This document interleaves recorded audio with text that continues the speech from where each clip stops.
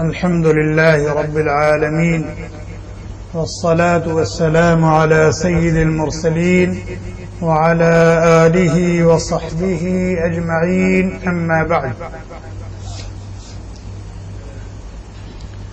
أعوذ بالله من الشيطان الرجيم بسم الله الرحمن الرحيم وما هذه الحياة الدنيا إلا لهو ولعب وإن الدار الآخرة لهي الحيوان لو كانوا يعلمون. عن سهل بن سعد رضي الله عنه قال قال رسول الله صلى الله عليه وسلم أتاني جبريل فقال يا محمد عش ما شئت فإنك ميت وأحبب من شئت فإنك مفارقه واعمل ما شئت فإنك مجزي به. ثم قال اعلم أن شرف المؤمن قيامه بالليل وعزه استغناؤه عن الناس أو كما قال النبي صلى الله عليه وسلم. رواه الترمذی. حضرت سہل بن سعد رضی اللہ تعالی عنہ راوی ہیں، کہتے ہیں نبی کریم صلی اللہ علیہ وسلم نے فرمایا کہ میرے پاس جبریل امین آئے.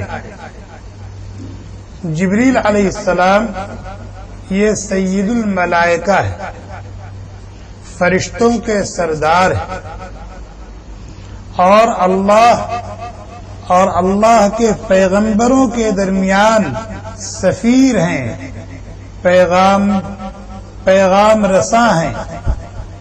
اللہ کے پیغام کو، اللہ کے احکام کو اللہ کے نبی اور رسول تک پہنچانے والے ہیں. جبریل علیہ الصلاۃ والسلام نبی کریم صلی اللہ علیہ وسلم کی خدمت میں حاضر ہوتے تھے. اکثر و بیشتر تو یہ حاضری سفیر ہونے کی حیثیت سے، پیغام رساں ہونے کی حیثیت سے ہوتی تھی.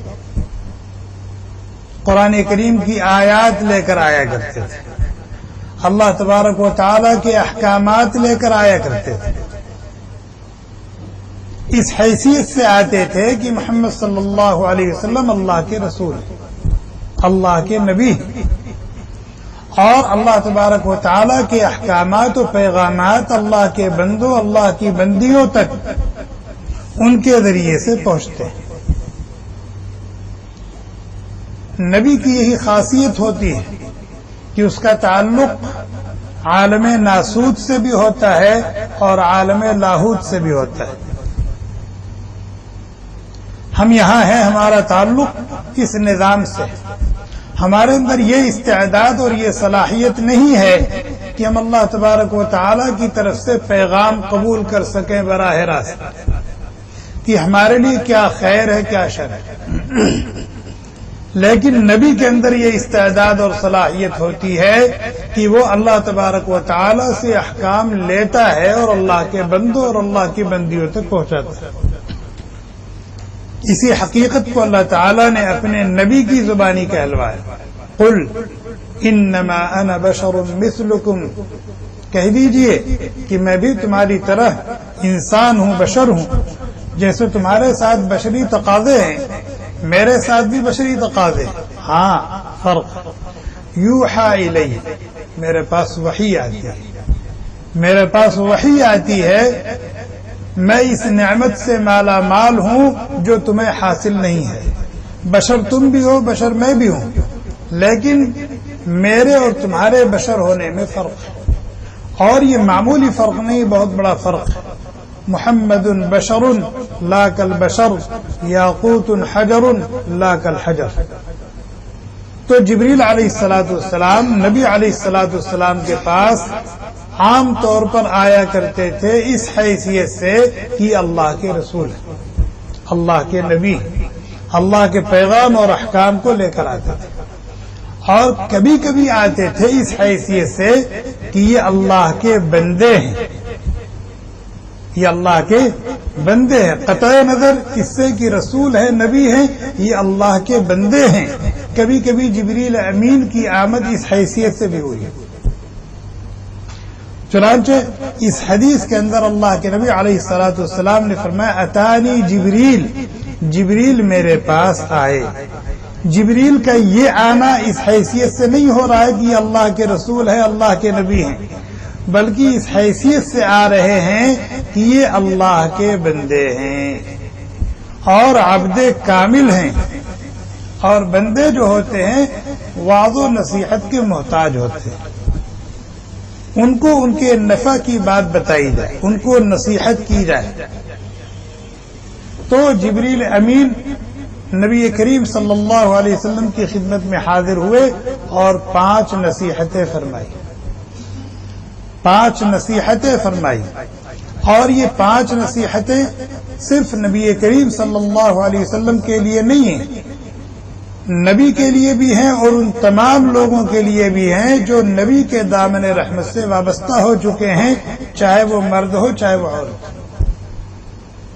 اب وہ 5 نصیحتیں کیا ہیں، ایک ایک کر کے اس کو توجہ سے سنیے اور یہ سوچ کر کے سنیے کہ یہ نصیحت جبریل امین خود مجھے کر رہے ہیں۔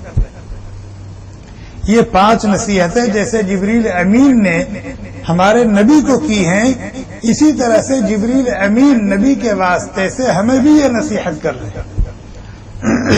پہلی نصیحت کیا ہے؟ جبریل امین نے کہا عش ما شئت فإنک میت۔ اے محمد صلی اللہ علیہ وسلم، آپ اس دنیا میں جتنا بھی رہ لیں، جتنا بھی جی لیں، انجام موت، انجام موت۔ 100 سال، 200 سال، 400 سال، 1000 سال، 2000 سال، جتنا بھی رہ لیں، لیکن موت کا تلخ گھونٹ پینا ہے، موت کا تلخ گھونٹ پینا ہے، اس مرحلے سے گزرنا ہے۔ اس لیے کہ اللہ تبارک و تعالی نے اس دنیا میں کسی کے لیے بھی ہمیشہ ہمیش رہنے کا فیصلہ نہیں کیا۔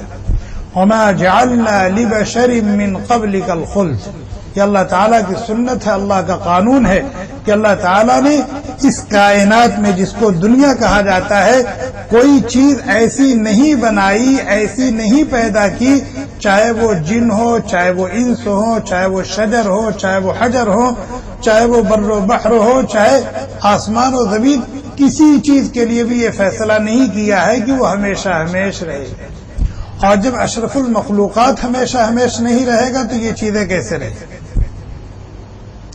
تو اس بات کو گرہ دے لیجئے اور ذہن و دماغ میں بیٹھا لیجئے کہ مرنا ہے، مرنا ہے، موت کا تلخ گھونٹ پینا ہے۔ اور اس حقیقت کو اللہ تعالیٰ نے قرآن کریم میں جگہ جگہ ذکر کیا، کل نفس ذائقۃ الموت، ہر ذی روح، ہر جاندار کو موت کا مزہ چکھنا ہے۔ کل نفس ذائقۃ الموت، یہ آیت کئی جگہ آئی۔ کل شیء ہالک الا وجہہ، ساری کی ساری چیزیں فنا کے گھاٹ اتر جانے والی ہیں، باقی رہنے والی ذات صرف ایک اللہ ہے۔ کل من علیہا فان ویبقى وجہ ربک ذو الجلال والاکرام، جتنی چیزیں ہیں اس کائنات میں سب کے سب نابود ہو جانے والی ہیں، باقی رہنے والی ذات صرف اللہ ہے۔ تو جبریل امین یہ نصیحت کر رہے ہیں کہ اس دھیان کے ساتھ، اس استحضار کے ساتھ زندگی گزاریے کہ مرنا ہے،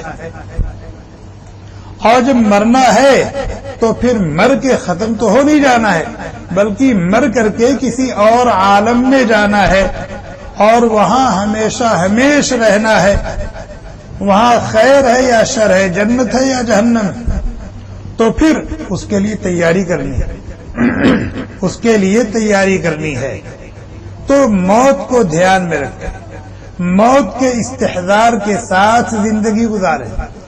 چنانچہ اللہ کے نبی علیہ السلام نے فرمایا بہترین نماز، کسی صحابی نے پوچھا بہترین عمل کون سا ہے؟ فرمایا صلی صلاۃ رجل مودع، کہ نماز کے اندر موت کا دھیان دو، نماز کے اندر موت کا استحضار رہے، کیا کہ یہ نماز میں پڑھ رہا ہوں، آنے والی نماز نہ جانے نصیب ہوگی یا نہیں ہوگی۔ اللہ تعالیٰ نے مجھے عصر کی نماز کی توفیق دے دی اور دنیا کے جھمیلوں سے نکال کر اپنے در پر لا کے کھڑا کر دیا اور اپنے سامنے پیشانی ٹیکنے کی توفیق دی، آنے والی نماز نہ جانے ملتی ہے یا نہیں ملتی ہے، اس لیے اس نماز کو زندگی کی آخری نماز سمجھتے ہوئے ادا کرو۔ اور جو آدمی موت کے استحضار کے ساتھ، موت کے دھیان کے ساتھ زندگی گزارتا ہے، وہ چوری نہیں کرے گا، وہ چوری نہیں کرے گا، وہ سود نہیں لے گا، وہ دنیا اور دنیا کے ساز و سامان کے پیچھے کتوں کی طرح نہیں بھاگے گا، اٹھتے بیٹھتے چلتے پھرتے ہر وقت اسی کی دھن میں نہیں رہے گا، اس کے ہاں لمبی لمبی امیدیں، لمبی لمبی آرزویں، لمبی لمبی پلاننگ نہیں ہوگی۔ موت کے استحضار کے ساتھ زندگی گزارنے کا یہ سب سے بڑا فائدہ ہے۔ پھر اس کا دل دنیا سے، دنیا کے ساز و سامان سے اور دنیا کی عیش و عشرت سے، دنیا کے عہد منصب سے، دنیا کی مال و دولت سے اس کا دل لگے گا نہیں۔ کیوں؟ موت کا استحضار ہے، بھائی مجھے یہاں رہنا نہیں، مجھے جانا ہے، اور جہاں جانا وہاں ہمیشہ ہمیشہ رہنا ہے، اور وہاں ہمیشہ ہمیشہ رہنے کے لیے جن چیزوں کی ضرورت ہے اس کی تیاری یہی کرنی ہے۔ فرمایا عش ما شئت فإنک میت، جتنا بھی آپ جی لیں مرنا ہے، جب مرنا ہے تو مرنے کی اور مرنے کے بعد آنے والی زندگی کے لیے تیاری کریں۔ دنیا سے، دنیا کے ساز و سامان سے اپنے دل کو نہ لگائیں، لمبی لمبی آرزویں، لمبی لمبی پلاننگ نہ کریں۔ دوسری نصیحت کیا کی؟ وَأَحْبِبْ مَنْ شِئْتَ فَإِنَّكَ مُفَارِقُ، جس سے بھی دل لگا لے، جس سے بھی دل لگا لے جدائی کا غم سہنا پڑے گا، جس سے بھی دل لگا لے جدائی کا غم سہنا پڑے گا، یا تم کو لے لیا جائے گا ساری چیزیں رہ جائیں گی، یا ان کو لے لیا جائے گا تم رہ جاؤ گے۔ ہوتا ہے نہیں ہوتا؟ بیوی سے دل مت لگاؤ، محبت کرو، پیار کرو، اگر محبت نہیں ہوگی، پیار نہیں ہوگا تو ان کے حقوق نہیں ادا کر سکتے، لیکن دل مت لگاؤ۔ بچوں سے محبت کرو، پیار کرو تاکہ ان کے حقوق ادا کر سکو، لیکن دل مت لگاؤ۔ روپے پیسے کماؤ اور اس کو بڑھاؤ، اس کی حفاظت کرو، لیکن اس سے دل نہ لگاؤ، اس سے دل نہ لگاؤ۔ کیوں؟ اس لیے کہ یہ وہ چیزیں ہیں کہ ان سے دل لگاؤ گے تو ان کی جدائی اور ان سے دوری کا غم تم کو سہنا پڑے گا۔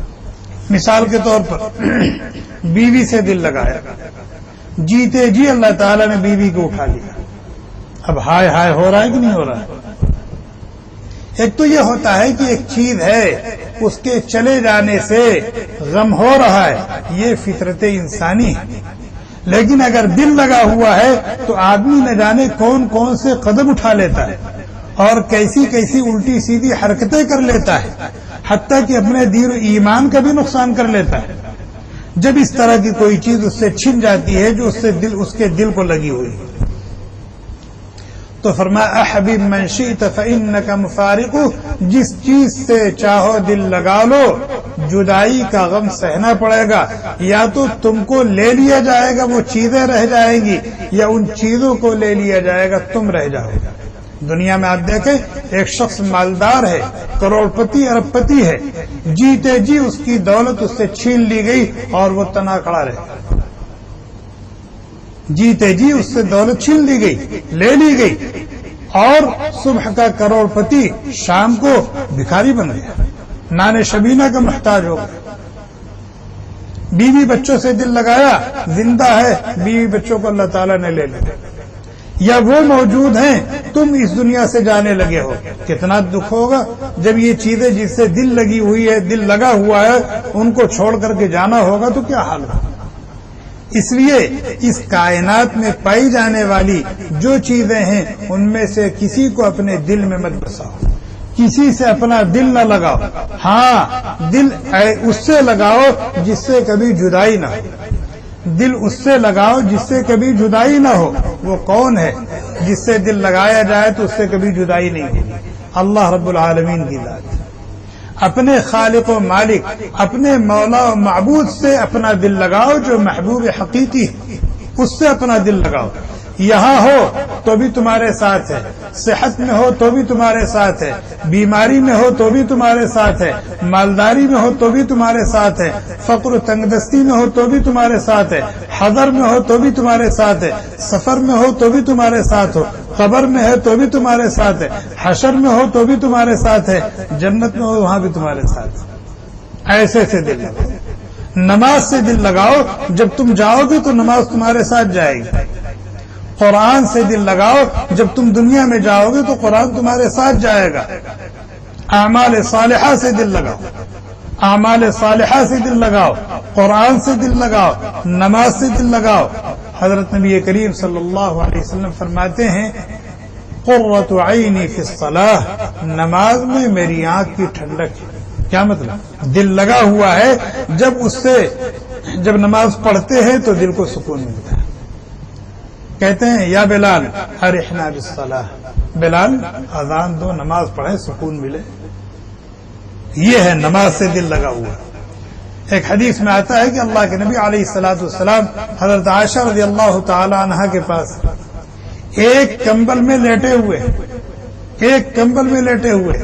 اس کے بعد کہتے عائشہ مجھے چھوڑو، میں اپنے رب کی عبادت کروں. مجھے چھوڑو، میں اپنے ہیں کہاں؟ کہتے مجھے چھوڑو، ذرینی، مجھے چھوڑو، میں اپنے رب کی عبادت کروں. تو حضرت عائشہ رضی اللہ تعالی عنہا نے کیا کہا؟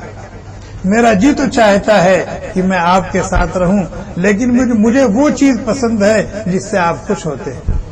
اگر آپ کی خوشی اس میں ہے کہ آپ عبادت کریں تو آپ عبادت کیجیے، میں خوش ہوں. یہ ہے کیا کہ آدمی دل لگائے کس سے؟ طاعات اور عبادات سے، اعمال صالحہ سے، اللہ رب العالمین سے، کہ جن سے کبھی جدائی نہیں. دنیا سے جاؤ گے یہ سارے اعمال تمہارے ساتھ جائیں گے. مال تمہارے ساتھ نہیں جائے گا، اہل و عیال نہیں جائیں گے، بینک بیلنس نہیں جائے گا، جائیداد و پراپرٹی نہیں جائے گی، اور دنیا کا عہدہ اور منصب نہیں جائے گا. سب چھوڑ چھاڑ کے جانا ہے. لیکن نماز پڑھی ہے تو نماز ساتھ میں جائے گی. قرآن سے تعلق رہا ہے تو قرآن ساتھ میں جائے گا. ذکر اور دعا ہے تو یہ سب ساتھ میں جائے گا. تو ان سے دل لگا. وَأَحْبِبْ مَنْ شِئْتَ فَإِنَّكَ مُفَارِقُهُ. تیسری نصیحت وَاعْمَلْ مَا شِئْتَ فَإِنَّكَ مَجْزِيٌّ بِهِ. اللہ تعالیٰ نے قرآن میں کہا اپنے بندوں بندیوں کو اعملوا ما شئتم، اعملوا ما شئتم. ہم نے تمہیں دونوں راستے دکھا دیے.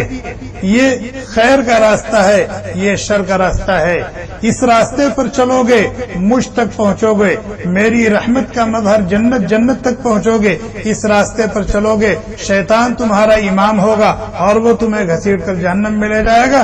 یہ دونوں راستے ہم نے بتا دیے اور تمہیں اختیار دے دیا. تم اپنی مرضی سے اس پر چلنا چاہو اس پر چلو، اس پر چلنا چاہو اس پر چلو. ہمارے ہاں دونوں کا انجام ہے. اس پر چل کے آؤ گے جنت ملے گی، اس پر چل کے آؤ گے جہنم ملے گی. اعملوا ما شئتم. تو وہی جبریل امین نے کہا اعمل ما شئت. اللہ تعالیٰ نے اختیار دیا ہے، خیر اور شر کی تمیز دی ہے، اچھے اور برے راستے بتا دیے ہیں. اب آپ کی مرضی جو چاہے کریں. فَمَن يَعْمَلْ مِثْقَالَ ذَرَّةٍ خَيْرًا يَرَهُ. جو خیر کرے گا اسے خیر اس کو اس کا بدلہ ملے گا، اور جو شر اور برائی کرے گا اس کو اس کی سزا ملے گی. رائی کے دانے کے برابر بھی خیر کیا ہے تو اس کی جزا اس کو ملے گی، اس کا بدلہ ملے گا. رائی کے دانے کے برابر شر کیا ہے تو وہ بھی وہاں دیکھے گا اور اس کو موجود پائے گا. اس لیے آپ کو اختیار، آگے آپ کی مرضی ہے آپ کیا کرنا چاہتے ہیں. صراط مستقیم پر چل کر اللہ تک پہنچنا چاہتے ہیں اور اللہ کی رحمتوں کا مظہر جنت اور جنت کی نعمتوں سے لطف اندوز ہونا چاہتے ہیں، اللہ تبارک و تعالیٰ کی رضا اور خوشنودی کا پروانہ حاصل کرنا چاہتے ہیں، اللہ کی زیارت اور اللہ کے دیدار سے اپنی آنکھوں کو ٹھنڈی کرنا چاہتے ہیں، یا ہمیشہ ہمیشہ کے لیے اپنے آپ کو دکھ میں، تکلیف میں، مصیبت میں ڈالنا چاہتے ہیں، شیطان کی اتباع کر کے، شیطان کی مان کر اور اس کے بتائے ہوئے طریقوں پر عمل کر کے جہنم میں جانا چاہتے ہیں۔ یہ اختیار اعمل ما شئت فإنک مجزی بہ۔ اور پھر فرمایا دو نصیحت اور فرمایا وَاعْلَمْ أَنَّ شَرَفَ الْمُؤْمِنِ قِيَامُهُ بِاللَّيْلِ۔ دل میں اس کو بیٹھا لیجئے کہ ایک بندہ مومن کی شرافت، اس کی عزت، اس کی بزرگی اور اس کی صالحیت رات میں تہجد پڑھنے میں، تہجد کی نماز کا اہتمام کیجیے۔ تہجد کی نماز کا اہتمام جو بندہ کرتا ہے اللہ تعالیٰ اس کو عزت عطا فرماتے ہیں، اس کو سرخرو اور سربلند فرماتے ہیں، اس کے مقام و مرتبے کو اونچا اور بلند کرتے ہیں اور اس کو خلق اپنی مخلوق کا محبوب اور پیارا بنا دیتے ہیں۔ شرف المؤمن قیامہ باللیل، حدیث میں آتا ہے فرض نمازوں کے بعد جو سنن اور نوافل ہیں ان میں سب سے افضل نماز تہجد کی نماز، سب سے افضل نماز تہجد کی نماز۔ اور کیوں نہ ہو کہ دنیا خواب خرگوش میں مست ہے، اپنے نرم نرم گرم گرم بستروں میں پڑی ہوئی ہے اور یہ بندہ باوجود کہ نیند کا تقاضا ہے، جی چاہتا ہے سونے کا، اور وہ بھی رات کا آخری حصہ جب میٹھی نیند آتی ہے، لیکن اس نے اپنے کمبل کو جھٹک دیا، پھینک دیا اور اٹھ کر کے وضو کیا اور اللہ کے سامنے آگے کھڑا ہو گیا۔ پوری دنیا پڑی سو رہی ہے اور یہ اللہ کے سامنے کھڑا ہو کے اللہ سے راز و نیاز کر رہا ہے، پیار نہیں آئے گا؟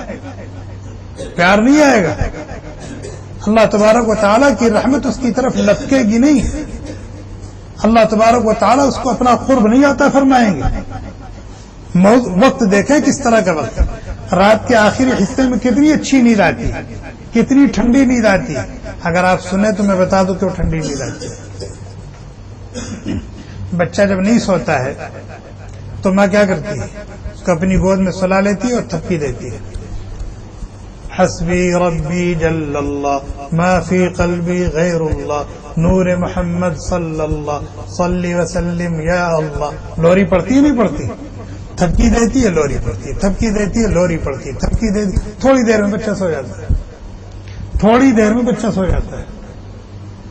رات کے آخری حصے میں شیطان آ کے لوری دیتا ہے، شیطان آ کے لوری دیتا ہے، چنانچہ آدمی اٹھنا چاہتا ہے لیکن ایسا لگتا ہے جیسے کوئی روک رہا ہے اٹھنے سے۔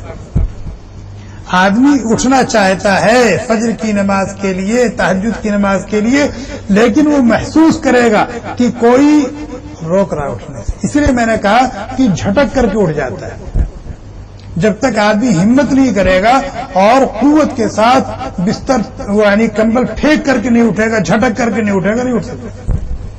ایسا لگتا ہے جیسے کوئی اور یہ کرتا کون ہے؟ بدماش کرتا ہے۔ رات میں جب بندہ بستر پر جاتا ہے تو سونے نہیں دیتا، سونے نہیں دیتا، ٹی وی دیکھ لو، گیم کھیل لو، یا ٹی وی گیم میں نہیں لگایا تو پھر ادھر ادھر کی باتیں سوچاتا ہے۔ آدمی بستر پر لیٹا ہوا ہے، کمبل اوڑھے ہوئے، کنڈیشن چل رہا ہے لیکن نیند نہیں آ رہی ہے، کبھی پاکستان جا رہا ہے، کبھی بنگلہ دیش جا رہا ہے، کہیں کچھ سوچ رہا ہے، کہیں کچھ سوچ رہا ہے۔ وہ کہتا اذکر کذا اذکر کذا اذکر کذا، یہ یاد کرو، یہ سوچو، یہ نہیں دیکھا تم نے، وہ نہیں سوچا۔ چنانچہ آدمی دیر تک بستر پہ لیٹا رہتا ہے اور چاہتا ہے کہ سو جائے، لیکن کبھی ذہن ادھر جاتا ہے، کبھی سونے نہیں دیتا۔ کیوں؟ جانتا اگر یہ ابھی سو گیا تو اس کی نیند پوری ہو جائے گی، صبح اٹھ جائے گا۔ اگر یہ ابھی سو گیا اس کی نیند پوری ہو جائے گی، صبح اٹھ جائے گا، فجر پڑے گا، اس لیے سونے نہیں دیتا۔ اور جب رات کا اچھا خاصا حصہ گزر جاتا ہے تو پھر سلا دیتا ہے۔ اور جب رات کا آخری حصہ ہوتا ہے اور بندہ اٹھنا چاہتا ہے تو آتا ہے ارقد ارقد لیل طویل ارقد ارقد لیل طویل، یہ اس کی لوری ہے، ارقد ارقد لیل طویل، سو جا سو جا، ابھی تو اقامت میں 10 منٹ باقی ہے، ابھی تو اذان میں 5 منٹ باقی ہے۔ ارے امام صاحب سورہ مزمل پڑھتے ہیں، اگر اذان اقامت کے بعد بھی اٹھو گے نا تو وضو کر کے جماعت مل جائے گی۔ چنانچہ آدمی کیا کرتا ہے؟ سویا ہوا، نماز کی فکر لگی ہوئی، سویا ہوا، ابھی 3 منٹ ہے، پھر فکر لگی ہوئی، ابھی 2 منٹ ہے۔ نتیجہ کیا ہوا کہ سو گیا، فجر غائب ہو گیا۔ یہ ہے تو اللہ کے نبی حضرت جبریل نے نبی کریم صلی اللہ علیہ وسلم سے فرمایا کہ مومن کی شرافت اور بزرگی اور اس کی معراج رات کے آخری حصے میں 2 رکعت 4 رکعت 6 رکعت 8 رکعت نماز پڑھ لینے میں ہے، جس کو تہجد کی نماز کہا جاتا ہے۔ اور تہجد کی نماز کی بہت فضیلت آئی ہے قرآن میں بھی اور حدیث میں بھی، اس کا موقع نہیں۔ اور 5ویں اور آخری نصیحت کیا کی؟ وَعِزُّهُ اسْتِغْنَاؤُهُ عَنِ النَّاسِ، اگر انسان چاہتا ہے کہ دنیا میں عزیز بن کر جیے، قوی بن کر جیے، عزیز بن کر جیے عزت کے ساتھ، اور قوی مستحکم اور مضبوط بن کر کے جیے، تو کس کے پاس کیا ہے اس سے اپنی نظر ہٹا لے، کس کے پاس کیا ہے اس سے اپنی نظر ہٹا لے، اپنے پاس کیا ہے اسی پر خوش رہے، اپنے پاس کیا ہے، اللہ نے ہم کو کیا دیا ہے، ہمارے مقدر میں کیا ہے، اس پر اپنے آپ کو راضی کر لے، خوش کر لے اور اسی میں خوش رہے۔ اور کس کے پاس کیا، 2018 ماڈل اس نے لے لیا، اس کے مقدر میں ہے، لے لیا، ہمیں کیا لینا دینا اس سے۔ اس نے 3 منزلہ بنگلہ بنوا لیا، اس کے مقدر میں بنوا لیا، ہمیں اس سے کیا لینا دینا۔ ہمیں تو اللہ تعالیٰ نے جھوپڑی دی ہے ہمارے مقدر میں، ہم اللہ کی تقسیم پر، اللہ کی مرضی پر راضی۔ چنانچہ یہ آدمی عزت کی زندگی گزارے گا، سکون کی زندگی گزارے گا، راحت کی اور اطمینان کی زندگی گزارے گا، خوشی اور مسرت کی زندگی گزارے گا۔ پریشانی کہاں سے آتی ہے، بے چینی کہاں سے آتی ہے، رسوائی اور ذلت کہاں سے آتی ہے؟ جب ہماری نظر دوسروں کی چیزوں پر ہوتی ہے، یا تو للچائی ہوئی نظر سے دیکھتے ہیں، یا پھر حسد کی نظر سے دیکھتے ہیں، یا پھر مانگنے کی کوشش کرتے ہیں، حاصل کرنے کی کوشش کرتے ہیں، یا پھر محنت مزدوری کرتے ہیں، اپنے راحت و آرام کو قربان کرتے ہیں اور خون پسینہ بہاتے ہیں، اور پھر یہ مل جائے وہ مل جائے وہ مل جائے، وہ کوئی زندگی نہیں ہوتی۔ اسی لیے اللہ کے نبی علیہ الصلوۃ والسلام نے فرمایا، مالدار اسے نہیں کہتے جس کے پاس زیادہ سے زیادہ ساز و سامان ہو، زیادہ سے زیادہ روپے پیسہ ہو۔ کثرت ساز و سامان سے کوئی آدمی مالدار نہیں ہوتا۔ لیس الغنى عن کثرت العرض، یہ نبی علیہ السلام کا ارشاد۔ مالداری کا تعلق کثرت ساز و سامان اور روپے پیسے سے نہیں، پھر مالداری کا تعلق کس سے؟ الغنى غنى القلب، اصل مالداری، حقیقی مالداری تو دل کی مالداری ہے، دل کی مالداری۔ اور دل مالدار کب ہوتا ہے؟ جب مرضی مولا یعنی رضا بالقضاء، اللہ تعالیٰ نے میرے مقدر میں جو کچھ رکھا ہے، جو کچھ مجھے دے رکھا ہے، میں اس پر خوش ہوں۔ میرے حق میں علم الہی میں یہی چیز بہتر ہے، اور جب یہ چیز میرے حق میں بہتر ہے تو مجھے خوش رہنا چاہیے، راضی رہنا چاہیے۔ یہ 5 نصیحتیں جبریل امین نے نبی کریم صلی اللہ علیہ وسلم کو اور نبی علیہ السلام کے واسطے سے ہم سب کو کی، اور 5 میں سے ہر ایک نصیحت ایسی ہے کہ سنہرے حروف سے لکھے جائے، سنہرے حروف سے لکھے جانے کے قابل ہے۔ اور اس میں سے ایک ایک نصیحت کو اگر ہم اپنی زندگی میں داخل کر دیں تو ہماری دنیا بھی اچھی سے اچھی اور عمدہ سے عمدہ بنے گی، اور ہماری آخرت بھی اچھی سے اچھی اور عمدہ سے عمدہ بنے گی۔ ہم اپنا محاسبہ کریں کہ یہ 5 چیزیں یا ان 5 میں سے کچھ ہمارے اندر ہے۔ پہلی چیز کیا کہ موت کے استحضار کے ساتھ ہم زندگی گزاریں۔ کیا ہمیں یہ استحضار رہتا ہے؟ کبھی یہ دھیان آتا ہے کہ ہمیں مرنا ہے؟ اگر یہ دھیان آ جائے تو ہماری زندگی بالکل صاف ستھری پاکیزہ ہو۔ موت کو یاد رکھنے والا چوری نہیں کر سکتا، خیانت نہیں کر سکتا، جھوٹ نہیں بول سکتا، کسی بھی قسم کی معصیت اور نافرمانی نہیں کر سکتا، اور اگر انسان ہونے کے ناطے ہو گئی ہے تو پھر اس پر باقی نہیں رہ سکتا جب تک وہ رو نہ لے اور توبہ نہ کر لے، استغفار نہ کر لے، معافی نہ مانگ لے، اللہ تعالیٰ کو خوش نہ کر لے، اس وقت تک اس کو سکون نہیں ہوگا، اس وقت تک اس کو سکون نہیں ہوگا۔ اسی طریقے سے دوسری نصیحت تھی وَأَحْبِبْ مَنْ شِئْتَ فَإِنَّكَ مُفَارِقٌ۔ آج ہمارا دل کس کس چیز سے لگا ہوا، روپے پیسے سے لگا ہوا ہے، ملازمت و نوکری سے لگا ہوا ہے، بیوی بچوں سے لگا ہوا ہے، سب سے لگا ہوا ہے۔ نہیں لگا ہوا ہے تو نماز سے نہیں لگا، قرآن سے نہیں لگا، نہیں لگا ہے تو اللہ سے نہیں لگا ہے، اللہ کے نبی سے نہیں لگا ہے، اللہ کے نبی کی سنتوں سے نہیں لگا ہے۔ دیکھ وَعْمَلْ مَا شِئْتَ، ہمارا یہ عقیدہ ہے کہ مرنا ہے، مرنے کے بعد بارگاہ رب العزت میں حاضری دینی ہے، جو کچھ ہم نے کیا اس کے مطابق جزا اور سزا پانی ہے، لیکن کیا اس استحضار کے ساتھ ہم جی رہے ہیں؟ جو من میں آتا ہے کرتے ہیں، جو من میں آتا ہے کرتے ہیں، نہ تو خیر کرنے کی فکر ہے اور نہ شر سے بچنے کی فکر ہے، بس کر رہے ہیں، جی رہے ہیں، خیر بھی کر لیتے ہیں، شر بھی کر لیتے ہیں، خیر بھی کر لیتے ہیں، شر بھی کر لیتے ہیں۔ اللہ تعالی ہمیں کہنے سننے سے زیادہ عمل کرنے کی توفیق عطا فرمائے، اپنی مرضیات پر چلائیں، نامرضیات سے بچائیں، موت کے استحضار کے ساتھ ہمیں زندگی گزارنے کی توفیق عطا فرمائے۔ اللہ تعالیٰ اپنے فضل سے، اپنے ماسوا سے ہٹا کر کے اپنے سے ہمارے دل کو جوڑ لیں اور ہمارے دل کو اپنی عظمت سے، اپنی محبت سے، اپنی معرفت سے آباد فرما دیں اور اس استحضار کے ساتھ زندگی گزارنے کی توفیق عطا فرمائیں کہ مرنا ہے، مرنے کے بعد جنت ہے یا جہنم ہے۔ اللہ تعالیٰ رات کے آخری حصے میں ہمیں اٹھ کر اپنی عبادت کرنے کی، تہجد پڑھنے کی، تلاوت کرنے کی، توبہ استغفار کرنے کی توفیق عطا فرمائیں، اور جو اللہ نے ہمیں دے دیا ہے، ہمارے مقدر میں لکھ دیا ہے، اللہ تعالیٰ اس پر ہمیں راضی رہنے کی توفیق عطا فرمائے۔ سبحانک اللہم وبحمدک۔ Thanks for watching. Don't forget to like, comment, share and subscribe to Al Wahid channel.